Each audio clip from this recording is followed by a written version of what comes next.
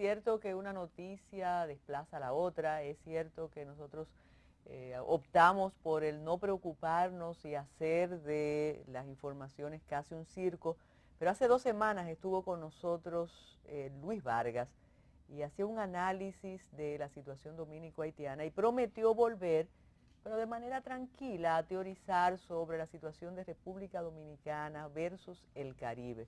Sin embargo, la coyuntura hace que sea hoy un invitado especial para hablar de lo que significa el cierre de los consulados y la embajada en Puerto Príncipe. La salud también es importante, muy importante, y hay un órgano, creo que noble, aunque los neurólogos, los cardiólogos, los gastroenterólogos hacen noble al órgano de su especialidad, pero a veces nos olvidamos que tenemos riñones. Aquí hay muchos muchachos jóvenes, un público, mira cómo se ríen, y se olvidan, cometen excesos, mujeres y hombres también. Y hoy tenemos el honor de compartir con Héctor Martínez Eusebio, presidente de la Sociedad Dominicana de Nefrología, que tiene informaciones muy importantes a propósito del Día Mundial de la Nefrología, del riñón. Yo a veces con algunos nefrólogos amigos y urólogos digo, cuando hablo con riñón me parece como de un menú, un riñón albino y demás. Entonces confundí entre nefrología y riñones. ¿Qué se va a hacer ese día, doctor? Y bienvenido a Metrópolis. Muchísimas gracias, doctora. Nos complace realmente la invitación, compartir este escenario. El día 12 de marzo vamos a celebrar el Día Mundial del Riñón. Esta es una actividad que se hace a nivel global por iniciativa de la Sociedad Internacional de Nefrología desde el año 2006, previo a que la oficina a la que la Organización Mundial de la Salud estableció la enfermedad renal crónica como una epidemia global, una epidemia en la cual 1 de cada 10 personas tiene una afectación a nivel renal. Es decir, un 10% de la población universal presenta una afectación renal. De ahí que esa epidemia global que ha ido avanzando ha tenido una importancia trascendental, que por eso a partir del año 2006 la Sociedad Internacional de Nefrología decidió celebrar el segundo jueves de marzo de cada año como el Día Mundial del Riñón. Y estas actividades se hacen con el objetivo de promover lo que es la salud renal para todos, promover la salud renal y prevenir las afectaciones que inciden directamente en estas patologías y crear una optimización en la salud de vida de los pacientes. Solamente nos enteramos de la importancia de los riñones, y digo riñones porque son dos, cuando vemos el drama para las familias que tienen un paciente, un miembro que tiene que dializarse. Ese es como el extremo de este padecimiento. Todas las complicaciones renales tienen que abocar en la diálisis, doctor Martínez Eusebio, o hay maneras de tener un riñón saludable, unos riñones saludables. Usted decía al principio de órganos nobles. Realmente el riñón está dentro de la categoría de órganos nobles, junto con los demás órganos que usted mencionó al principio, el cerebro, el corazón, el hígado. Todos son órganos nobles porque tienen funciones vitales. La nobleza viene de las funciones vitales que van desempeñando cada uno de estos órganos. El riñón no solamente es un órgano de eliminación de sustancias tóxicas, sino que regula lo que es el metabolismo de todo el organismo. O sea, un equilibrio, un balance de todos los líquidos corporales, tiene funciones hormonales que también va regularizando y es el que normalmente regula la hipertensión arterial. Hay un sistema que es producido en el riñón, que es estimulado, el sistema renina-angiotensina-aldosterona, quien es el precursor de la elevación de los niveles tensionales, de la presión arterial. Hay dos patologías que son fundamentalmente las principales causas de deterioro masivo y irreversible de la función renal, que son la hipertensión y la diabetes mellitus. Eso es algo muy importante, sobre todo porque cada día tenemos más pacientes hipertensos, más pacientes diabéticos, producto del modus vivendi que uno está acostumbrado, del estrés que genera todo este marasmo de actividades que uno vive en estos sistemas, y de una manera vertiginosa, un crecimiento extraordinario en la población infantil, la obesidad infantil, vemos cómo más niños están cayendo en insuficiencia renal por falta de actividad física. Lamentablemente los niños hoy en día están bajo el chateo, la comida chatarra, y todo eso contribuye a un deterioro. Pero no todas las afectaciones del riñón van a llevar al drama final de una insuficiencia renal crónica o una terapia de diálisis. El paciente que sí no es diagnosticado tempranamente y no es derivado a tiempo a un nefrólogo, pues ya va a tener una disminución en su calidad de vida y ese paciente necesariamente va a caer en una terapia de diálisis. Avisan, el problema de los riñones avisa. El riñón es silencioso. Realmente las afectaciones del riñón que hay, estamos hablando de 2.500. Usted habla de 2 millones de migrantes. Más o menos, del último censo decía 2 millones de inmigrantes. O sea, no solamente de nacionales haitianos, sino que hay inmigrantes de toda la proporción. Luis Vargas va a hablar sobre el tema. Prácticamente, creo que deben ser más entre todas las poblaciones de extranjeros que tiene nuestro país. Pero el último censo en el 2010 decía que más o menos una población de 10 millones de habitantes. Ese cálculo nos dice que estamos hablando de 2.500 y quizás más pacientes nuevos por año que van a caer en insuficiencia renal.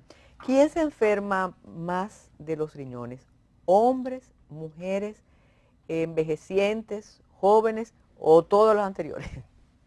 No hay una categorización universal en cuanto a lo que es esa estadística, porque hay patologías como los cálculos renales que inciden más en la población femenina, hay otros trastornos obstructivos que es más en la población masculina, entonces hay otras enfermedades que inciden de una manera en otra, en un sexo o en otro, inclusive en una raza y otra. Pero en sentido general, todo el mundo puede tener una afectación renal. Tenemos la salud pública nuestra, el servicio público de salud está preparado para atender ese aumento de las enfermedades renales. Afortunadamente tenemos un número de de médicos nefrólogos en los diferentes estamentos públicos, en diferentes hospitales principales del país, dándole asistencia. Y hoy en día hay 18 hospitales en todo el país, a nivel del estado, que tienen servicio de diálisis, que es la terapia final de reemplazo, de sustitución de la función renal. Pero algo que quiero señalar es que la diálisis no es una condena. La diálisis es una terapia. O sea, hay un temor generalizado en la población de que todo el que llega a diálisis fallece. Y eso es totalmente absurdo. Es importante que la población sepa que la diálisis es una terapia, un tratamiento. Así como nosotros en un momento determinado no podemos ver, tenemos que utilizar una refracción, unos espejuelos para poder ver, es un tratamiento. Cuando alguien tiene un problema cardiovascular, se le pone un marcapaso, un stent, es un tratamiento.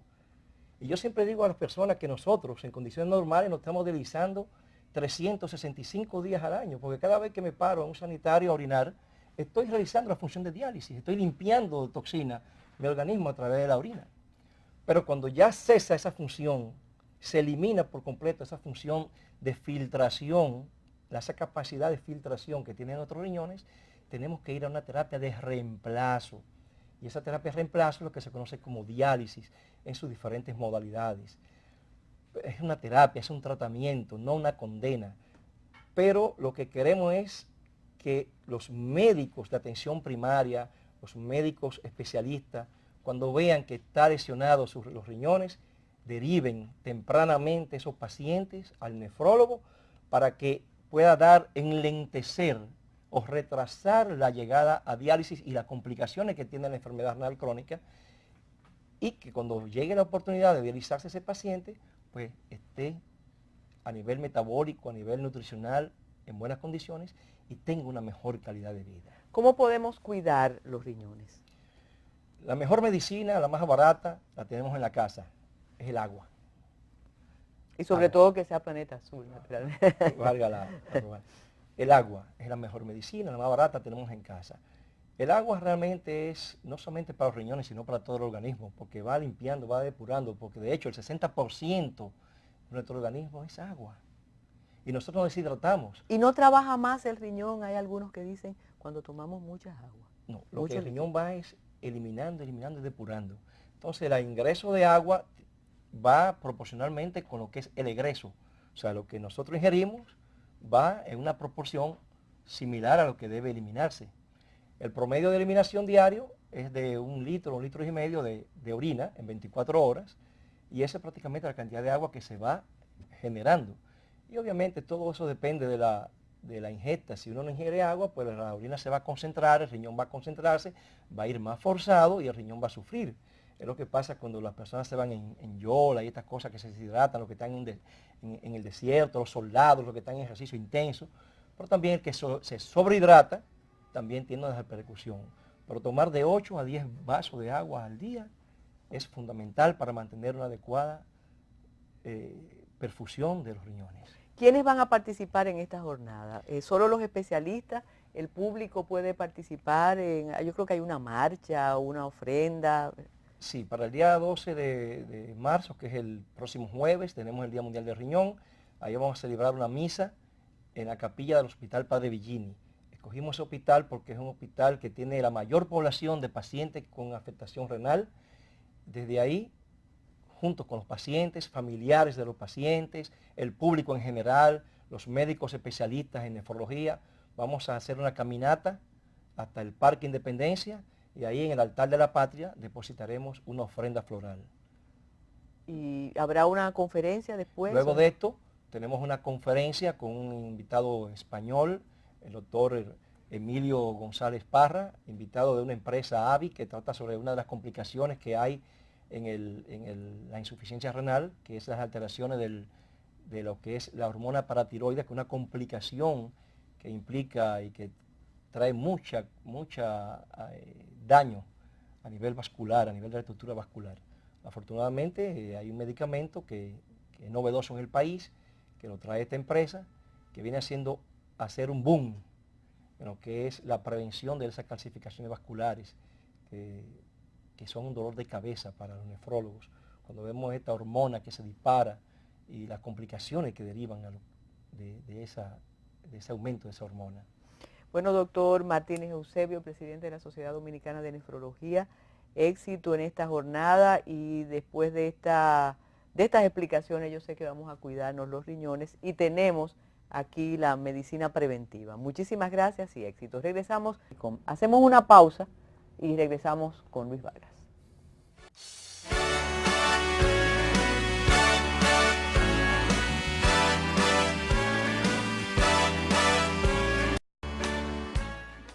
El doctor Héctor Martínez Eusebio, presidente de la Sociedad Dominicana de Nefrología. Hay que seguir estas actividades y cuidarse los riñones naturalmente. Dijimos al principio del programa que hace unas semanas tuvimos a Luis H. Vargas aquí, economista, investigador, conocedor de la situación haitiana y de las relaciones dominico-haitianas.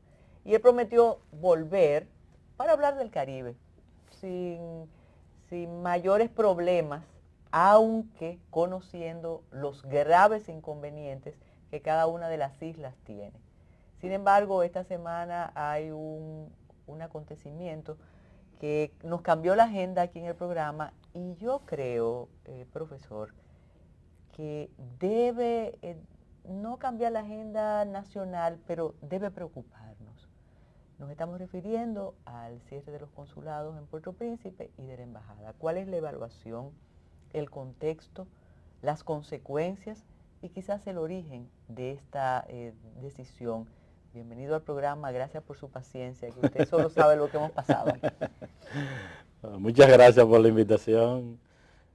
Creo que ciertamente no puede menos que preocuparnos sobremanera los acontecimientos que están ocurriendo tanto en República Dominicana como en la República de Haití, en torno a unas relaciones, ¿verdad?, que apuntan a cada vez a ser más tensas, ¿verdad? Y creo que toda aquella persona que crea en la dignidad humana, proteja los derechos humanos, propugnen por buenas relaciones entre los pueblos, buena vecindad entre los propios estados, no puede, como ya acabo de señalar, no puede menos que estar muy preocupado, no preocupado, sino muy preocupado. Los acontecimientos han venido desatándose de una manera muy acelerada, a raíz de manifestaciones locales y manifestaciones en la República de Haití. Hasta ahora lo que tenemos es una visión desde República Dominicana de conflictos en las relaciones dominico-haitianas y no se ha considerado, lo cual creo que también a tomar muy en cuenta, un punto a tomar muy en cuenta, que la crisis haitiana se hunde en un pantano que no se sabe a dónde va a parar. La propia crisis haitiana. Estos acontecimientos relacionados con República Dominicana están precedidos de 3 huelgas nacionales, del día 2 de febrero, del día 9 y del día 10, donde hubo amplias manifestaciones, protestas, heridos, muertos, específicamente en torno a la rebaja de los combustibles. También hay un proceso de agravamiento de las relaciones entre el gobierno de Martelly con la oposición, básicamente compuesta por Mopó, o sea que es un partido de oposición que tiene posiciones radicales, pero con una cierta influencia, así como también el partido pequeño Petit de Salines, pequeño de Salines. Y ni hablar del caso de Lavalas. Ya Lavalas, o sea, el que es sigue el grupo con de fuerza Aristide, Lavalas. sí, Luis. tiene fuerza. Acuérdese que en el caso de Aristide hay todo un liderazgo de carácter mesiánico, aunque no con la amplitud y el respaldo de años anteriores, pero lo que hay que indicar es que Lavalas tenía una posición un tanto mediatizada, pero en las últimas semanas ha pasado, junto con Mopó y el pequeño de Salines, a plantear que la solución única y exclusivamente radica en la salida inmediata de Martelly. O sea que ni siquiera hay que esperar la celebración de elecciones. Pero no todos manejamos aquí esos datos, incluso medios de comunicación que están muy alerta con la situación de haitianos aquí en la República Dominicana, manejan esos datos y pienso que corresponsales muy importantes, muy influyentes en el área, han postergado ese tema tan importante. Sí, porque creo que lamentablemente lo que ha primado es un enfoque de relaciones dominico-haitianas y no entender que para nosotros comprender las buenas relaciones y también los conflictos que pueda haber entre nuestras relaciones dominico-haitianas, tenemos que analizar primero y primordialmente la situación en Haití, las tendencias que hay en Haití. Por ejemplo, aquí, por ejemplo, el gobierno ha mantenido una posición que yo he respaldado de suma prudencia, porque eso es evidente que ha habido provocaciones, inclusive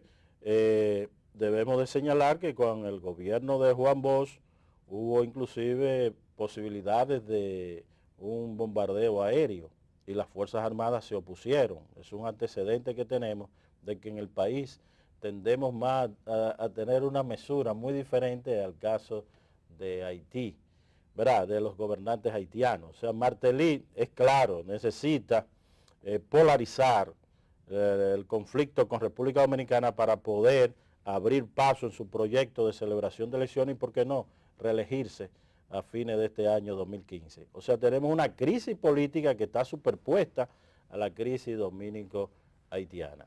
Creo que, vuelvo a repetir, creo que en ese sentido la prudencia, la mesura de la Presidencia de la República debe de verse como una acción muy positiva, inclusive de no responder de manera delirante. ¿Por qué? Aquí no se sabe, después del discurso del presidente de la República, donde me parece que es lógico de que no se esté, digamos, aprobando extensiones de los plazos en torno al Plan Nacional de Regularización y que ya se había dado en el caso del programa de documentación, porque sencillamente yo he señalado que hay un problema de fondo que no se resuelve con más plazo y es que no hay documentos de parte de la mayoría que están haciendo solicitudes tanto de obtener, digamos, la residencia o cualquier tipo de residencia legal en República Dominicana, así como también obtención de la propia nacionalidad. Hay un problema serio de documentación. Eso no se abordó en el principio y posteriormente esto no se le ha buscado una solución. Digo esto porque en el caso de Haití se toma cualquier, digamos, excusa para polarizar. Y dije que después del discurso del presidente, donde él señaló que ya no iba a haber más plazo, hubo unas expresiones de parte de Martelly en una reunión, que eso no lo reseñó la prensa local, donde él llamó a una unificación del pueblo haitiano alrededor de él. Y si es unificarse, pues para buen entendedor se sabe que poca frontera basta. Poca frontera contra República Dominicana, o sea que veo que ahí hubo una expresión que, o sea, no estamos delante de un presidente en Haití que sencillamente esté jugando ese papel, digamos, de ponderación. Y de hecho, aquí nos reseñó la prensa que el ministro de Relaciones Exteriores, la primera manifestación pública que hizo en los medios de comunicación, todo eso se puede encontrar en los medios de comunicación haitianos, era que de ningún modo iba a pedir excusa por lo sucedido en el consulado, lo cual es una expresión muy fuerte de parte de un canciller, de un ministro de Relaciones Exteriores. Posteriormente, después de la acción del gobierno dominicano de clausurar los consulados, o sea, cerrar los consulados, por lo menos temporalmente, se decidió adoptar una serie de medidas de seguridad y sencillamente plantear al gobierno dominicano de que podía continuar con la apertura de dichos consulados porque ya se habían adoptado tales medidas. Luis, hay un problema, un inconveniente, y es como darle la vuelta a la noria y llegar al mismo lugar cuando hablamos de Haití, cuando hablamos de las relaciones dominico-haitianas.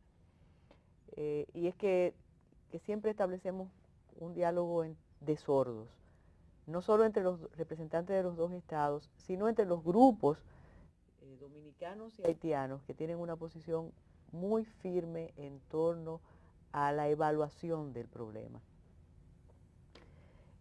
Me llama la atención, y voy a usar la primera persona, y creo que a muchos también le llama la atención, que aquí en el país no se han escuchado con la vehemencia que amerita el caso. Esas voces tan autorizadas y tan enteradas de la situación en Haití y de las relaciones dominico-haitianas a referirse a los casos de violencia en contra de las sedes nuestras, específicamente, primero la marcha y después en el caso de la ocupación de la sede. Eso yo te comentaba fuera del aire, que si hubiese sido aquí, nosotros quizás no estuviéramos hablando con esta misma tranquilidad porque tuviéramos sanciones hasta de los vendedores de maní tostado. Súmele a eso lo que pasó con CARICOM. ¿Cómo podemos llegar a un entendimiento, primero aquí, y luego a una permanencia en las decisiones de los diálogos? Porque hay diálogos, el 2014 se caracterizó por muchos intercambios, diálogos, reuniones en la frontera con distintos ministros nuestros, pero todo se rompe, Luis. Bien, hay varias preguntas, pero quisiera también completar un poco el cuadro para que se entienda que ya no es la coyuntura anterior. Tenemos una división de la Iglesia Católica. El episcopado haitiano fijó una posición, me parece, muy radical, respaldando este acto. No tan abiertamente, pero sí lo respaldó del acto del atentado que hubo con nuestro consulado. Eso es sumamente preocupante. Tú me estás diciendo que fue el episcopado haitiano, mientras que aquí varios obispos han sido más mesurados, más ponderados, diciendo que esa no es la vía para lograr, que es lo que propugnamos, mantener buenas relaciones con Haití y tener buena vecindad. Ese es un punto que me parece sumamente importante, que Haití no cuenta con una institución, como es el caso, por ejemplo, de República Dominicana, independientemente del papel a veces que puede jugar negativo esta mediación, como sería el caso de la Iglesia Católica. Eso no es viable en Haití. En el caso de República Dominicana, guste o no nos guste, la Iglesia media en conflicto, aunque no muy contadas veces, pues se tiende a inclinar a ciertos sectores poderosos en República Dominicana, pero eso no es posible en Haití.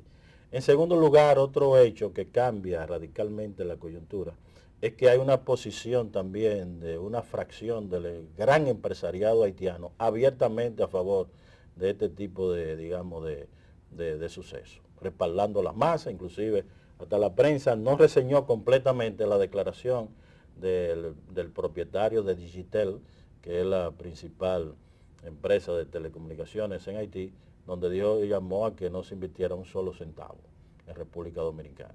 Y esto es sumamente, digamos, significativo porque él da las declaraciones después del encuentro de Felipe Vicini, Clinton y Penn, o sea, el famoso actor, donde precisamente él pagó $500,000 para emprender una serie de iniciativas tendentes a promover una serie de proyectos de desarrollo en Haití. O sea que la respuesta fue, digamos, repulsa. No tenemos ese ambiente. Ahora, eso no significa en modo alguno que no se considere positiva cualquier iniciativa, cualquier tendencia, pero creo que habría que reevaluar, porque yo creo que nosotros podemos mantener, y me parece, ratifico la posición correcta del gobierno, una posición, digamos, mesurada, no perder el marco de la defensa de los derechos humanos, también de propugnar que haya diálogo, porque no contamos a nivel internacional, con una opinión favorable. Aquí no se ha reseñado que uno de los principales representantes de las Naciones Unidas en los organismos de derechos humanos fijó ya una posición clara de que va a llevar a Ginebra una condena de República Dominicana, precisamente cuando estamos en este ambiente de tensiones. Oye, pero ¿cuál es el papel entonces de las Naciones Unidas? Luis, es sencillamente echarle leña al fuego. Leña al fuego, no. Pero Luis, cuando hablaba del diálogo entre sordos, también me refería a los organismos internacionales. No hay manera aceptable para que escuchen los argumentos nuestros, eso no existe. Y ahí conectamos de nuevo con CARICOM. Hacemos una pausa y regresamos con Luis Vargas.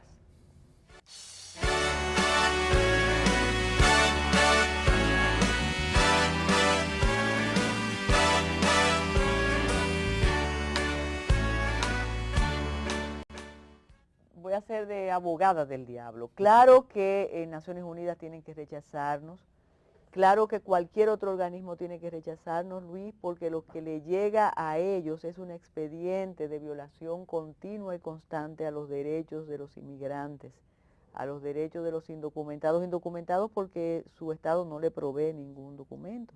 A ellos les llega las imágenes de un ahorcado en un parque público, no les llegan las estadísticas de migración, no de la Oficina de Migración, sino de una investigación que hizo a la Asociación de Migración Internacional, donde los propios haitianos hablan de cómo se sienten aquí. Entonces sí tienen que actuar de esa manera. Un país racista, xenófobo y anti-haitiano. Yo creo que hay varios puntos. O sea, nosotros no podemos perder de vista que tenemos, ¿verdad? Yo no creo que el pueblo sea racista, ¿verdad? Porque inclusive convive, hay, tú sabes, algunas tesis, o sea, me refiero a una práctica de discriminación racional, ¿verdad? Como se está pretendiendo presentar en la opinión pública internacional. Me parece que eso es errado y creo que es sumamente dañino para poder, digamos, establecer estos lazos de cooperación entre ambos pueblos y países. Eso no significa, en modo alguno, que tenemos que reconocer que la intelectualidad dominicana, en sus escritos, y si tú la peinas, desde 1844 hasta la fecha, predominantemente, abrumadoramente, hay expresiones de carácter racista. Inclusive de pensadores que no ni siquiera la gente ha leído, como es el caso de Juan Isidro Jiménez Grullón. Porque no es lo mismo el Juan Isidro Jiménez Grullón del 32 que el Juan Isidro Jiménez Grullón que escribe el famoso artículo de crítica a Peñavalle, en términos de su concepción racista, biologicista, ¿verdad? Por ejemplo, aquí yo creo que pocos dominicanos han leído, ¿verdad?, el escrito de José María Serra en 1845 sobre los haitianos, donde en su relato él señala que fue un trinitario. Claro. Dice claramente que no hay ninguna posibilidad de que haya entendimiento con el pueblo haitiano y plantea que debe haber el que primero plantea que debe haber una invasión a Haití no para que gobernarlo, sino extirparlo de la tierra de los pueblos cultos, es un trinitario. Eso no se ha discutido en República Dominicana y no se ha discutido, que es lo que me interesa destacar, son cosas tal vez que puedan herir susceptibilidades, pero no es mi interés, digamos, provocar ninguna animadversión, sino entender que tenemos una historia, ¿verdad?, sumamente contradictoria desde ese punto de vista, de que hubo una división entre los trinitarios. en torno al caso haitiano, en torno a los negros haitianos.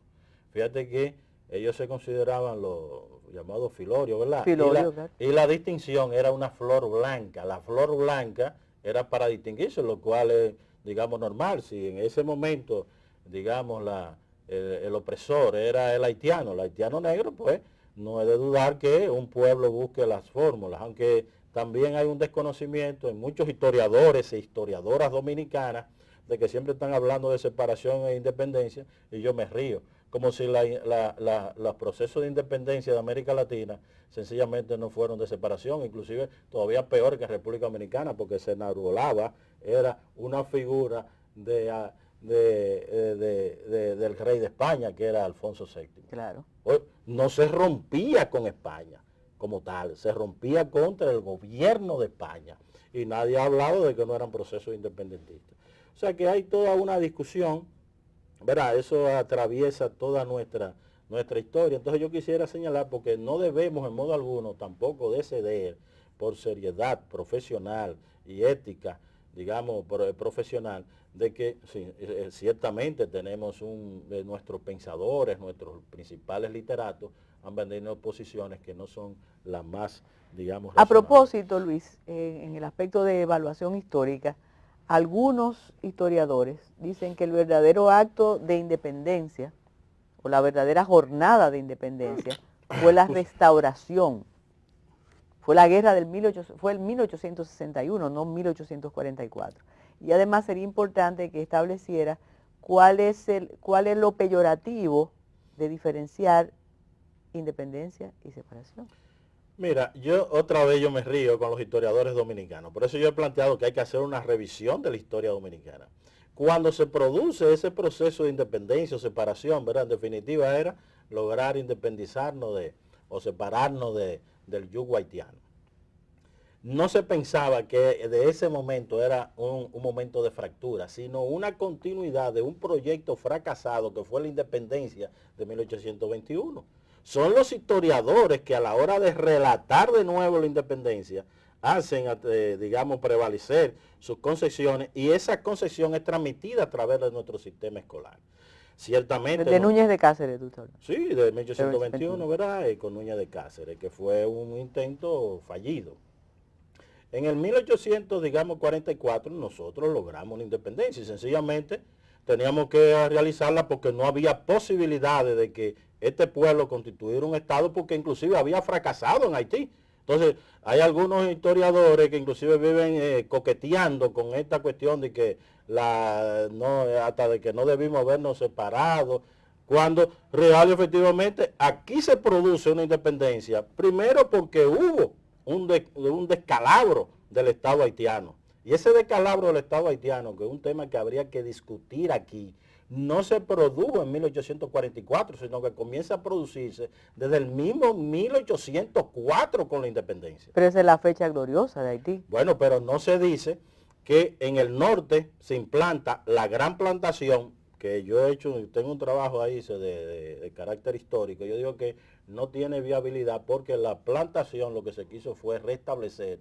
formas de trabajo esclavista. Cuando se había logrado ya, acuérdate de la liberación de los esclavos, ya desde el decenio anterior.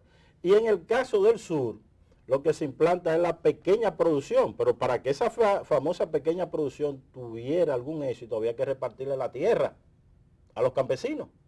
Y no se repartió la tierra a los campesinos, sino que los propios comandantes que participaron en la independencia se repartieron ellos la tierra. O sea que fue un gran fracaso, en este caso, lograr asentar una base material, una base productiva, porque ni funcionó en el norte ni funcionó en el sur. Entonces, eso se desconoce. Nosotros no teníamos por qué pagar el impuesto que tenía que estar pagando, digamos, Haití, a Francia, porque ahí hubo también una incidencia de bloqueo que es indudable de parte de... ¿Por qué Francia abandona a Haití? La abandona porque, acuérdate, el abandono se produce de la propia Revolución Francesa. Nosotros, a nivel internacional, lo que se resuelve es, digamos, una declaración del hombre, pero es la declaración del hombre blanco. El tema del negro, eso no se resuelve, como tampoco se resuelve el caso de la mujer. Claro. Entonces, O sea que eso hay que reescribir la historia. Entonces no, la mayoría aplastante de los revolucionarios, los que conquistan el poder en Francia, sencillamente estaban de acuerdo con continuar con el proceso de colonización. La colonia es propio, digamos, del sistema moderno capitalista, de la empresa moderna. Inclusive yo he dicho que aquí pasa desapercibido, con eso no quiero, ¿verdad?, que se malentienda, que la Compañía de Jesús, pleonasmo, se llama compañía porque participó del negocio negrero. Eso no lo han dicho los jesuitas aquí. Como tampoco han dicho que los acontecimientos de la matanza, que yo he dicho de 1937, que no fueron haitianos, sino fundamentalmente dominicanos, ellos tienen las memorias de lo que sucedió, que hasta ahora no han querido entregar los documentos. Esa es otra discusión eterna aquí, eterna desde que comenzó, que eso es un error decir que fueron haitianos, sino que fueron dominico-haitianos. Sí, fueron dominico ¿Y haitianos. por qué el Estado haitiano aceptó las migajas que le dio Trujillo? Bueno, le tasó las cabezas. Sí, yo he hecho un cálculo, ¿verdad? Algunos hablan de 10.000 kilómetros, pero por lo menos es seguro que con la hincha, San Miguel, el mismo caso digamos, de las caobas, nosotros cedimos más de 5.000 kilómetros cuadrados. Haití desarrolló varias estrategias, entre ellas varias tácticas, entre ellas sencillamente avanzar, ocupar el terreno y hacer valer el principio, ¿verdad?, del hecho que es postbélico, o sea, el territorio que tú tienes, pero eso fue en violación de los mismos tratados internacionales. También hubo, que no se dice, no se quiere reconocer la historia dominicana, que hubo acuerdos permanentes entre la élite gobernante haitiana y los grupos de poder locales, pues aquí teníamos un proceso muy tumultuoso de contradicciones. Entonces, fracciones de élites locales, la retaguardia, en caso de cualquier derrota o de enfrentamiento, era Haití. Y Haití cobraba, era con terreno cuando ese grupo llegaba al poder. Y eso se produjo, mira, todo hasta llegar hasta 1929, que es cuando Trujillo cede yo había dicho un cálculo de exactamente de 1.017 kilómetros de terreno. Al punto tal que no solamente... ¿Y a qué le temía Trujillo? Trujillo lo que temía era que no fue Trujillo, sino la fracción dominante de la oligarquía, en que no estaba, aunque parezca paradójico, Vicini. Él le temía, ¿verdad?, esa élite, a que pudiéramos bregar con una nación que tuviera base étnico-haitiana o de origen haitiano, conjuntamente con la española. O sea, es un problema que no está resuelto en nuestro país desde la propia fundación de la Constitución.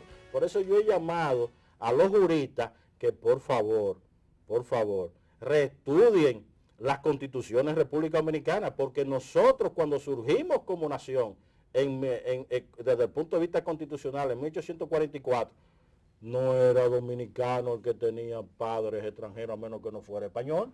Tenemos que hacer una pausa, regresamos de inmediato.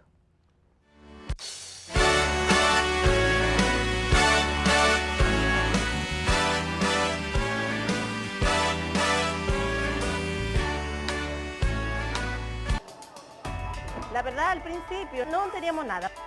Fuimos a Inespre, compramos unos plátanos, aparecieron unos plátanos baratos, y yo dije, bueno, pues vamos a poner un negocio. A partir de ahí, entonces comenzamos a vender mangú, plátano, todo eso.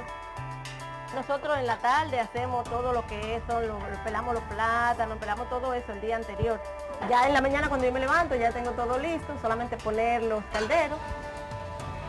Lo que más me gusta de mi trabajo es el servicio que le doy a los demás. Buenos días.